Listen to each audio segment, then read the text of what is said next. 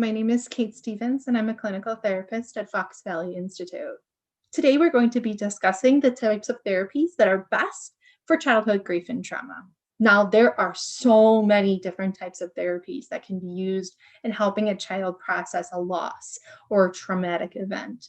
So, I think the most important thing to say before I even get started on the few different types of therapies that I will talk about is do your research. Find a therapist that you feel like will be best suited to supporting your child in the way that they need it at this moment. I know myself and a few other therapists at Fox Valley work specifically with children and adolescents, and I think it's important to find a therapist who's comfortable with that population.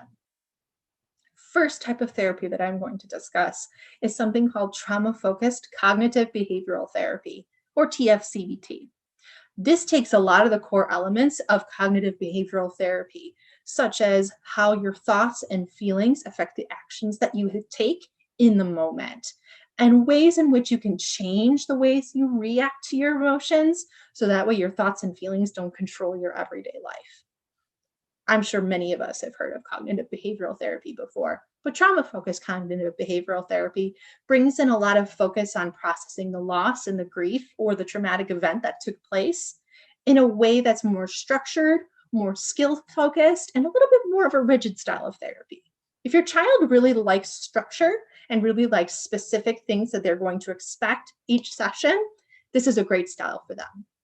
This also brings in the family as well, and that's an important piece, not only in this style of therapy, but in all styles of therapy for children. Having the family as an integral part of the therapy process helps make sure that the skills they learn in session translate out. Children can also benefit from grief counseling, whether it's in an individual therapy session or a group therapy session as well. I always recommend group therapy when it comes to processing grief and loss, because children need to understand that they're not alone. This isn't just a one person, one space experience. Other people are going through this as well, and it's a wonderful opportunity for them to connect with others who may be experiencing similar things to them. So this is your traditional type of therapy where, especially for children, it'd be a little bit more of a hands-on approach to processing the loss that they experienced.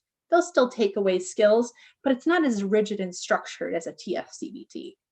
The last style of therapy that I'm going to talk about is art therapy. Now, my disclaimer for art therapy. The important thing to remember is that every therapist can pull in art activities. I know I do this pretty often.